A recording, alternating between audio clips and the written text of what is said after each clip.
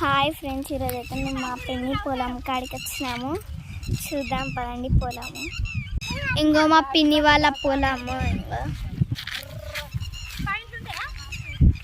ఇంకో ఇవన్నీ చెట్లు. ఇంకో చూడ ఇంకో పొలం అన్నమాట ఇది.